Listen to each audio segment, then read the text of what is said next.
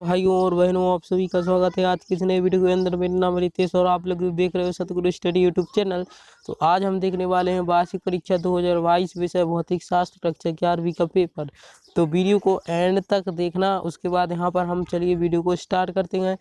यहाँ पर हमारा समय दिया हुआ है 3 घंटे, पूर्णांक दिए हुए हैं 70। उसके बाद यहाँ पर कुछ ज्ञानवर्धक बात दी हुई है जैसे कि निर्देश। तो यहाँ से इन सभी निर्देश को देख लो। उसके बाद हम यहाँ पर सही विकल्प देखते हैं। सबसे पहले तो सही विकल्प में हमारा दिया है, सही विकल्प चुनकर लिखिए। पहला दिया है निम्नलिखित में से कौन सा मात्रक जूल मात्रक नहीं है।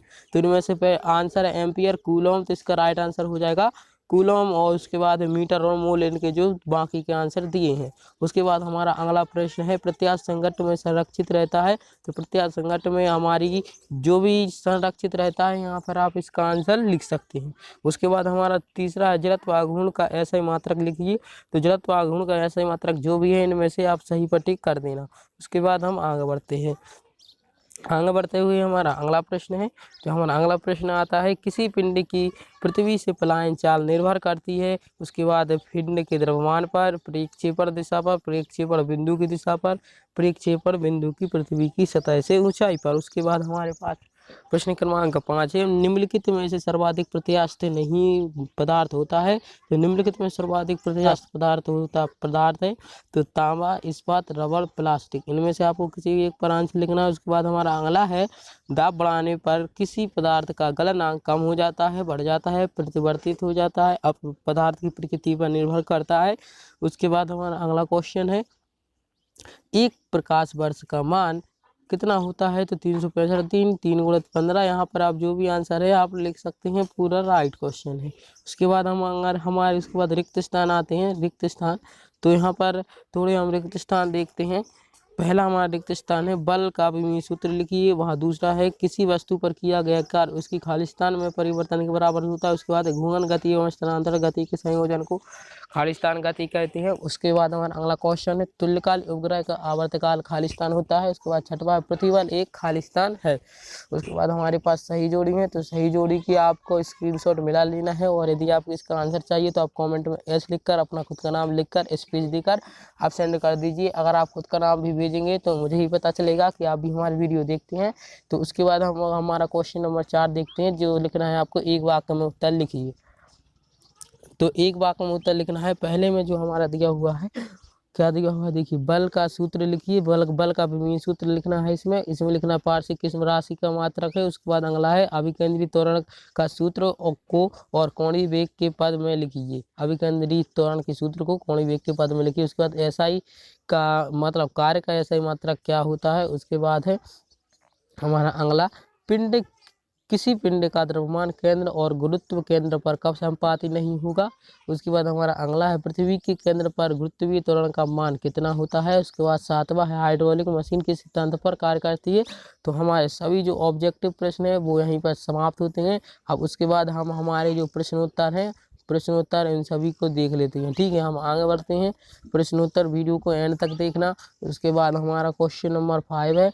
क्वेश्चन नंबर 5 में सदिशों के योग संबंधी त्रिभुज का नियम लिखिए। उसके बाद इसी के अथवा में है एकांक सदिश किसे कहते हैं। उसके बाद हम आगे बढ़ते हैं। प्रश्न क्रमांक 6। प्रश्न क्रमांक 6 है ऐसा ही मात्रक पद्धति की सभी मूल राशियां एवं मात्रक लिखिए। उसके बाद है हमारा विमीय विश्लेषण की सीमाएं लिखिए। उसके बाद है प्रश्न क्रमांक 7 कार्य ऊर्जा प्रवेग क्या है। उसके बाद है ऊर्जा संरक्षण का नियम लिखिए। उसके बाद प्रश्न क्रमांक 8 है पास्कल का नियम लिखिए। उसके बाद प्रत्यास्थ तथा गुणांक किसे कहते हैं।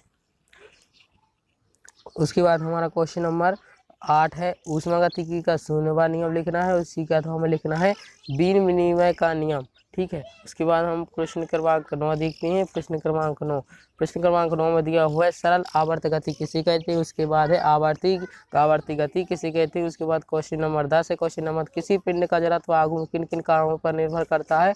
उसके बाद हमारा अगला प्रश्न है द्रव्यमान केंद्र किसे कहते हैं। कोणीय संवेग संरक्षण का नियम।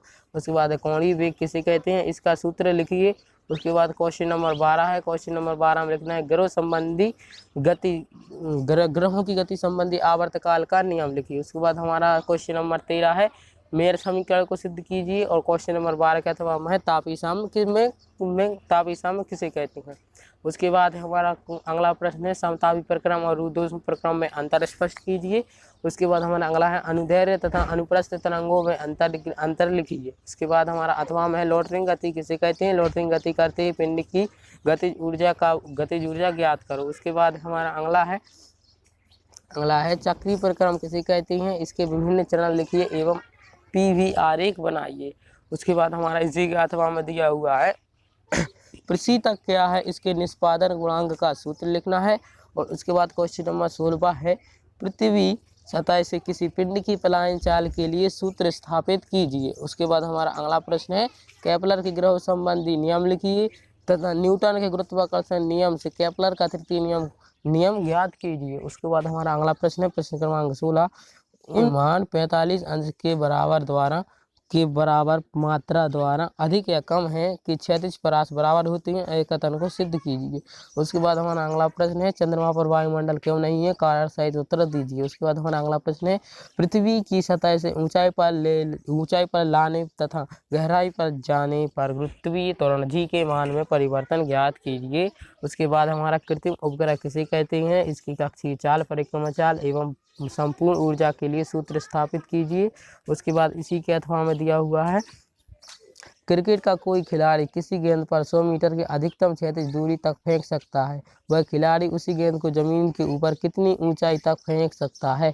उसके बाद हमारा अगला प्रश्न है प्रक्षेप गति किसे कहते हैं। पृथ्वी सतह से क्षैतिज में फेंके गए कोण पर फेंके गए प्रक्षेप के लिए उड्डयन काल, अधिकतम ऊंचाई और क्षैतिज परास ज्ञात करना। उसके बाद है कोणीय संवेग एवं बल आघूर्ण में अंतर लिखिए।